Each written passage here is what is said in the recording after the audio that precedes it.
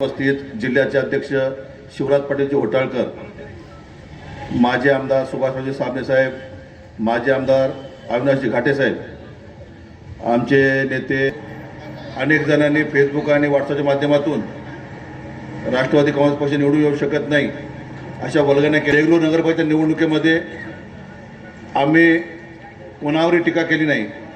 आम्ही फक्त मागच्या 10 वर्षात केलेलं काळ आणि त्यांच्या 5 वर्षात झालेलं काळ या दोन कामांची तुलना केली आणि भविष्यामध्ये आम्हाला देगलूर शहराच्या विकासासाठी काय योगदान द्यायचं आहे तो वचननामा जाहीर केला आणि तो वचननामा नुसता जाहीर केला नाही तर तो वचननामा आदरणीय प्रतापराव पाटील चिखलीकर साहेबांना दाखवून त्यांच्या परवानगीने अजितदादांशी चर्चा करून जाहीर केला, जेणेकरून हे शिवधनुष्य आम्हाला उचलणारं नाही किंवा पेलणारं नाही यासाठी प्रतापराव पाटील साहेबांचं मार्गदर्शन त्याचं योगदान आम्हाला आवश्यक आहे।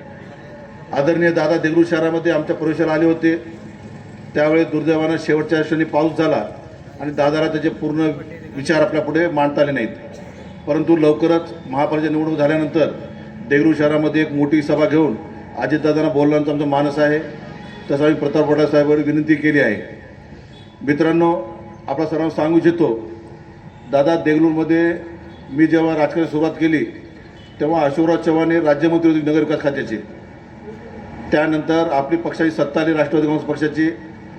आम्ही तत्कालीन राज्यमंत्री नामदार टोपे साहेबांना घेऊन आलो, त्यानंतर भास्करराव जाधव राज्यमंत्री झाले त्यांनाही घेऊन आलो, त्यानंतर उदय सामंत साहेब राज्यमंत्री झाले त्यांनाही घेऊन आलो आणि हे 3 जणी नंतर मोठ्या मोठ्या पदावर पोहोचले। 4 जणी अशोकराव चव्हाण 2दा मुख्यमंत्री झाले, टोपे साहेब उच्च तंत्र शिक्षण मंत्री झाले, त्यानंतर आरोग्यमंत्री झाले आणि कोविडमध्ये चांगलं काम करू लागलं त्यांनी।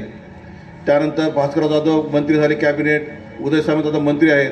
त्यामुळं देगलूर नगरपालिकेच्या वतीनं ज्यांचा सत्कार केला जातो त्यांना भविष्यात निश्चितच मंत्रिपद मिळते आणि हे आपल्यासाठी एक शुभ पायगुण आहे आमचा। देगलूर नगरपालिका तुमचा सत्कार केलेला आहे, तुम्ही लवकरच मंत्री होताल अशी आमच्या सर्वांची भावना आहे। तुम्ही मंत्री व्हा, आपले पालकमंत्री व्हा आणि देगलूर शहराच्या विकासासाठी आपल्याला वचननाम्याप्रमाणे बऱ्याच गोष्टी करायच्या आहेत। त्यासाठी आम्ही सर्व जनतेचे कटिबद्ध आहोत। जनतेने आमचा विश्वास दाखवला, त्या विश्वासाला आपल्या बळावर आपल्या हिमतीवरच आम्ही त्यांना शब्द दिलेला आहे आणि ते काम आपल्याला पूर्ण करायचे आहेत।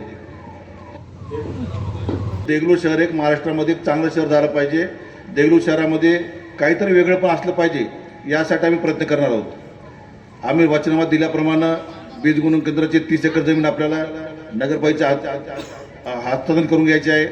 त्यासाठी कृषी खातं आपल्या पक्षाकडेच आहे, अजितदादा उपमुख्यमंत्री आहेत। येथील SMU सभागृहाचं सुशोभीकरण करायचं आहे, सभागृह नव्यानं बांधायचं आहे, शिवाजी उद्यान असेल, शहरामध्ये जवळपास 150-200 आपले ओपन स्पेस आहेत ते आपल्याला डेव्हलप करायचे आहेत। देगलूर शहराला एक चांगलं स्वरूप, आरोग्याच्या दृष्टिकोनातून साफसफाई झाली पाहिजे, पिण्याचं दररोज दर्जेदार पाणी मिळालं पाहिजे आणि आपण लोकांना फिल्टर पाणी देण्याचे वचन दिलेलं आहे, तेही आपल्या टप्प्याटप्प्यावर पूर्ण करायचं आहे। विकास एक प्रक्रिया आहे, एका दिवशी ती पूर्ण होऊ शकत नाही, ते प्रक्रिया पूर्ण व्हायला वेळ लागतो प्रत्येक कामाला। त्यासाठी येत्या 2-3 महिन्यामध्ये आपण प्रत्यक्ष कामाला सुरुवात करू।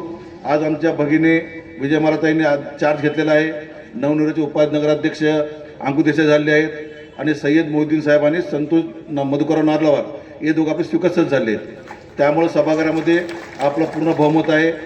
देगलूर शहराच्या जनतेचा जो विश्वास होता तो आपण मतदान दाखवून दिलेला आहे। आता फक्त आम्हाला कर्तव्य आमचं पार पाडायचं आहे, त्यासाठी व्यासपीठावर सर्व मंडळी आम्हाला सहकार्य करणारच आहे। आज कार्यक्रमाला बराच उशीर झाला, आपण सकाळी 10 पासून बसलात, प्रताप पाटील साहेबाला एक अंत्यविधी होता नांदेडला, त्यामुळे त्यांना उशीर झाला, परंतु सर्व आता व्यवस्थित झालेलं आहे आणि येणाऱ्या काळामध्ये आपण चांगल्या प्रकारे काम करू। आपल्या सर्वांचं सहकार्य आम्हाला अपेक्षित आहे आणि व्यासपीठावर मान्यवरांचा आशीर्वाद आणि पाठबळ आमच्या पाठीचे राहावं अशी मी अपेक्षा व्यक्त करतो आणि आपण सर्वांनी आम्हाला निवडणुकीत भरभरून मतदान केलं त्याबद्दल सर्वांचा मनपूर्वक आभार व्यक्त करतो। धन्यवाद।